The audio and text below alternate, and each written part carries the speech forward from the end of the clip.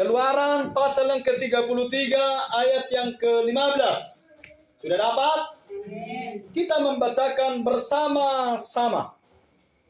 Keluaran 33 ayat 15. 1, 2, 3 ya. Berkatalah Musa kepadanya, jika engkau sendiri tidak membimbing kami, janganlah suruh kami berangkat dari sini. Sekali lagi. 1, 2, 3 ya. Berkatalah Musa kepadanya, jika engkau sendiri tidak membimbing kami, janganlah suruh kami berangkat dari sini. Haleluya. Amin. Tema firman Tuhan pada malam hari ini adalah jangan melangkah kalau tidak bersama Tuhan. Saya ulangi. Jangan melangkah kalau tidak bersama Tuhan. Dan itulah yang dilakukan Musa pada ayat yang kita baca. Amin. Berkatalah Musa kepadanya, jika engkau sendiri tidak membimbing kami, janganlah suruh kami berangkat dari Bapak Ibu Saudara yang dikasihi oleh Tuhan. Bayangkanlah, atau nanti membayangkan kita capek ya. Oke. Pikirkanlah, jika ada salah satu orang lalu berkata kepada setiap kita, ayo kita ke Sibebea, katanya kan? Oke. Lalu dituntunnya kita ke Sibebea. Ayo kita pergi ke Sibebea, jalannya lurus, Dolok Sanggul ada bundaran, belok kanan. Lalu nanti jumpa tele, belok kanan lagi, turun terus. Sebelum sampai ke Pengururan ada simpang ke kanan, katanya kan? Diarahkan, dia kasih tahu jalan. Tapi masalahnya, dia tidak berjanji kalau dia bersama-sama dengan kita sampai ke Sibebea. Oke ya? Tapi dia arahkan, dia kasih tahu jalan kan? Dia kasih tahu jalan, dia tuntun kita menurut penjelasan dia. Tapi dia tidak berjanji kalau dia bersama-sama dengan kita. Pertanyaan saya, kira-kira kita mau nggak pergi? Hah? Dia nggak berjanji loh kalau dia ikut bersama dengan kita. Tapi dia kasih tahu jalan. Artinya kita pergi sendiri gitu ya. Kira-kira kita mau nggak? Ya, kebanyakan kita menjawab enggak. Oke? Itulah yang dialami oleh Musa. Dia tidak mau pergi sendiri kalau tidak bersama-sama dengan Tuhan. Amin. Tapi kita belajar dulu. Saya ajak kita belajar ya. Kenapa, apa alasan atau apa latar belakang Musa sampai berkata di ayat ini. Coba kita kembali, perhatikan Keluaran 32.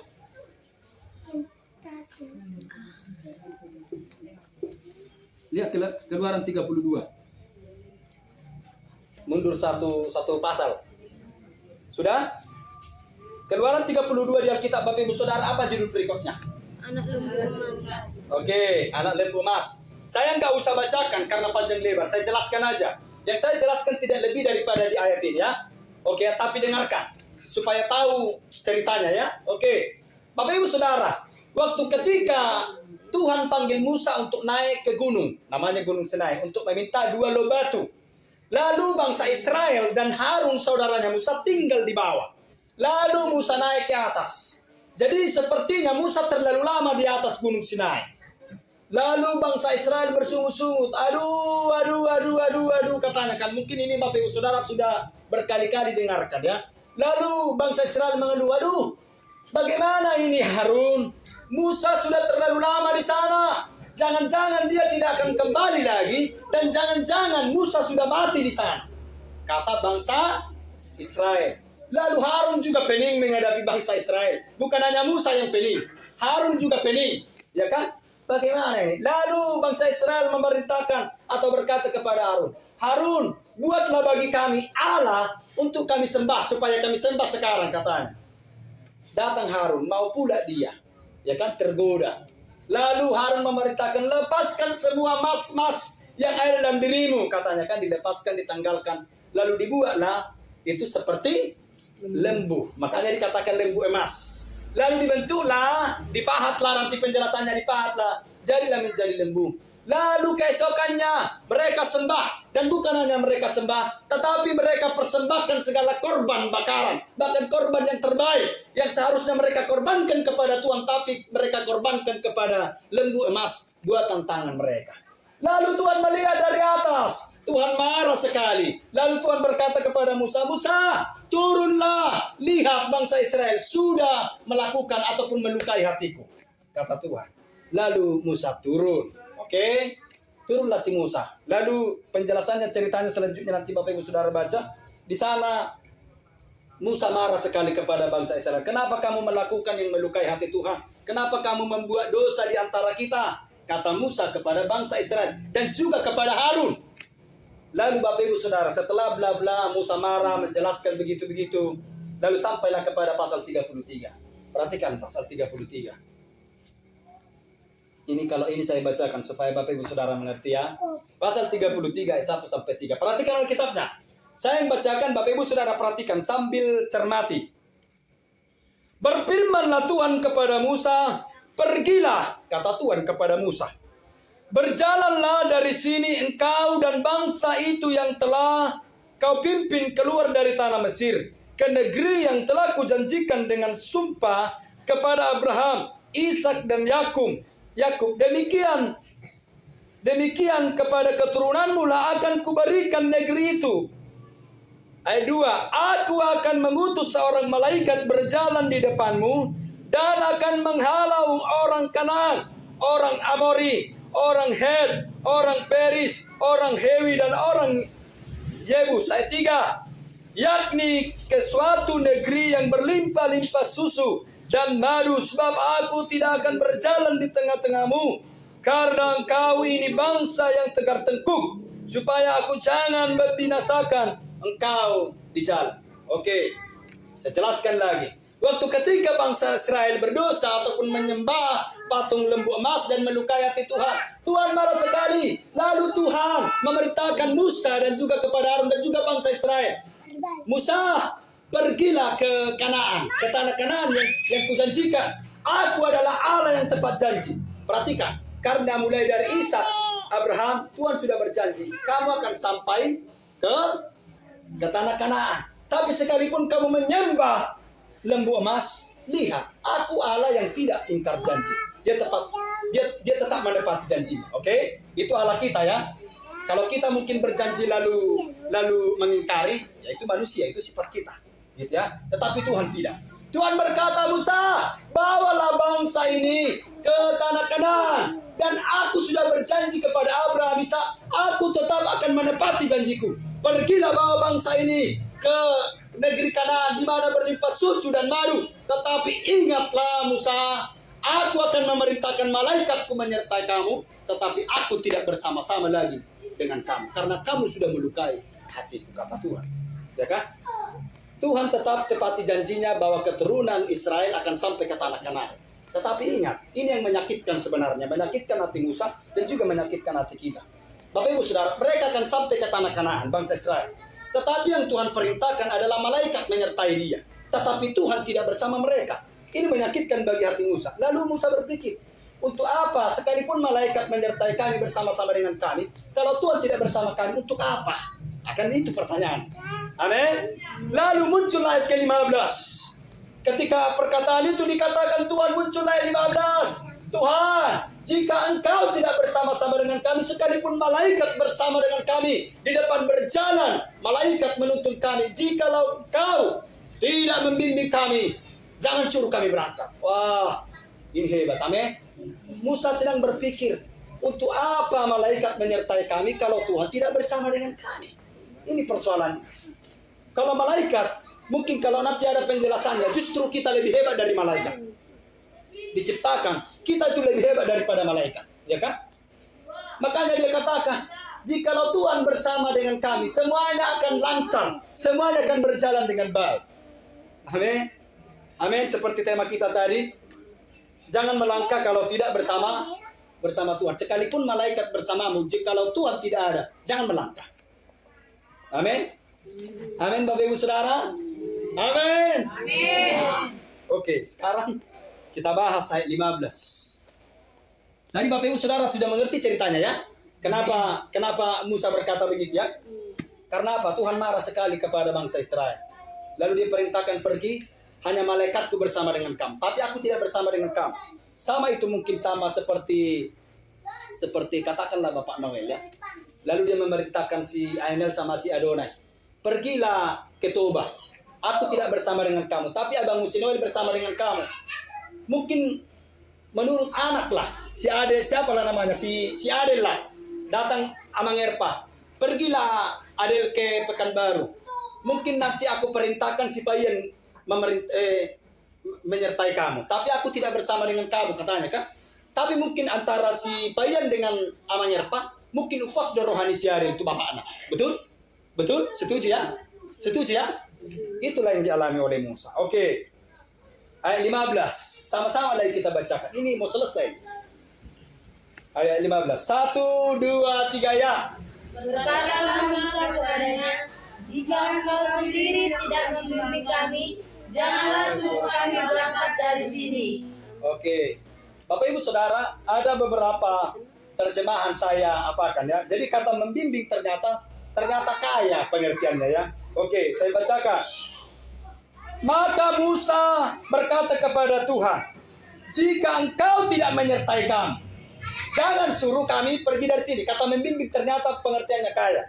Jadi itu Musa sedang berkata, Tuhan, jika engkau tidak membimbing kami, jika engkau tidak berjalan bersama dengan kami, jika engkau tidak menyertai kami, jangan suruh kami pergi dari sini. Katanya, wah, ini iman yang luar biasa. Amin. Amin Bapak Ibu Saudara. Amin. Amin. Kita harus punya iman begitu. Tuhan, jangan perintahkan aku menjalani tahun 2022 jika engkau tidak bersama dengan aku. Itu yang harus kita katakan. Amin. Amin. Tuhan, jangan perintahkan aku menjalani satu hari ini jika engkau tidak bersama-sama dengan aku. Haleluya. Harus begitu doa kita. Amin. Ya, karena penyertaan Tuhan itu jauh lebih dari segalanya. Saya berulang-ulang katakan ya, jikalau Tuhan hadir dalam hidup kita, semuanya akan berjalan dengan baik. Amin. Makanya kehadiran Tuhan, penyertaan Tuhan itu luar biasa. Ada lagi katanya begini. Maka kata Musa, jika engkau tidak sendiri pergi bersama-sama dengan kami, jika engkau tidak bersama-sama dengan kami, jangan perintahkan kami.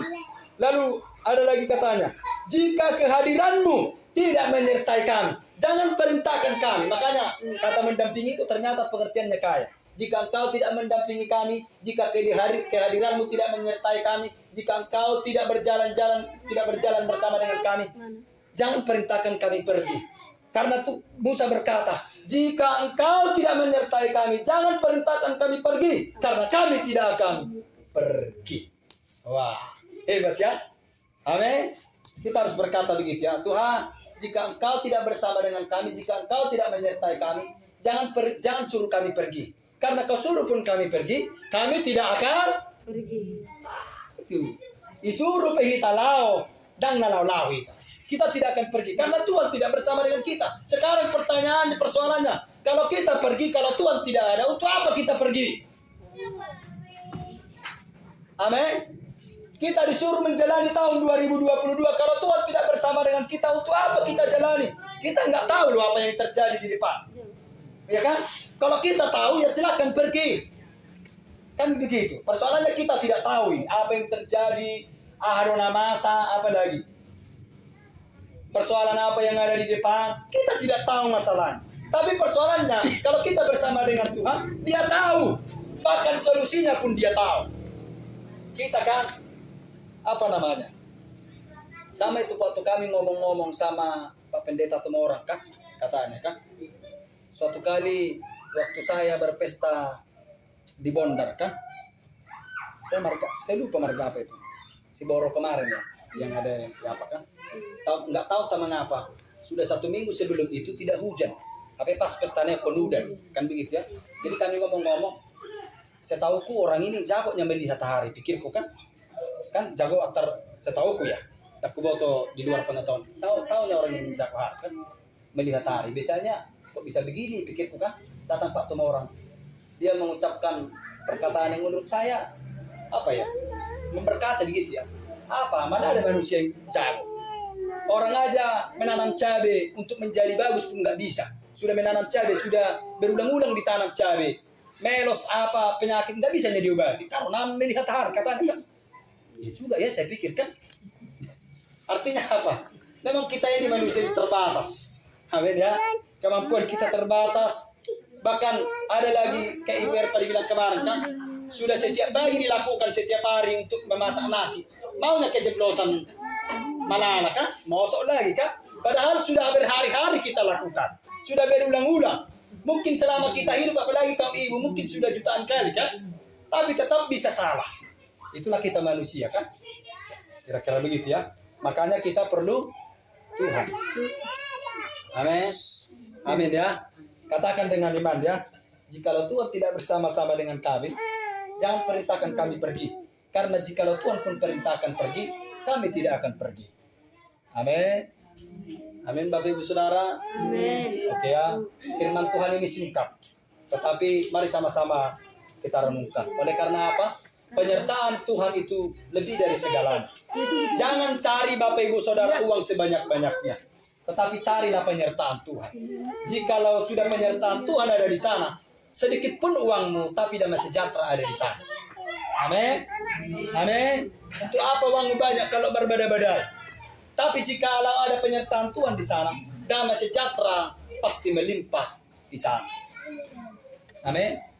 Amin. Lihatlah ketika Yohanes pasal yang kedua, waktu perkawinan di Kana, anggur sudah habis. Yesus hadir pada waktu itu. Seharusnya di akhir jamuan, seharusnya rasanya pasti tidak enak. Tapi justru kebalik, Tuhan Yesus balikkan. Justru di akhir adalah rasa yang paling baik karena Yesus ada di sana. Amin. Karena Yesus melakukan, orang damai sejahtera menikmati. Orang sudah habis sisa, termasuk perpesta. Anggur sudah habis. Bahkan justru di akhir yang kurang garamnya biasanya kan, akan acim-acimbawan garam. Kasih dulu yang terbaik, kasih dulu rasa yang paling baik itu di awal kan. Nanti yang pedas-pedas nanti atau yang acim baru nanti terakhir. Wah, kan begitu kan? Tetapi justru karena Yesus hadir di sana, justru yang akhirlah rasa yang paling enak. Amin. Amin. Makanya kehadiran Tuhan yang lebih perlu. Amin Bapak Ibu Saudara. Amin. Jangan pikirkan yang aneh-aneh, tapi pikirkanlah penyertaan Tuhan dan kehadiran Tuhan. Jika Tuhan sudah hadir dan menyertai, semuanya akan berjalan dengan baik. Saotik pun, sedikit pun, tapi kita menikmati damai sejahtera. Amin Bapak Ibu Saudara. Amin. Amin. Kita tundukkan kepala kita. Kita bersatu di dalam doa.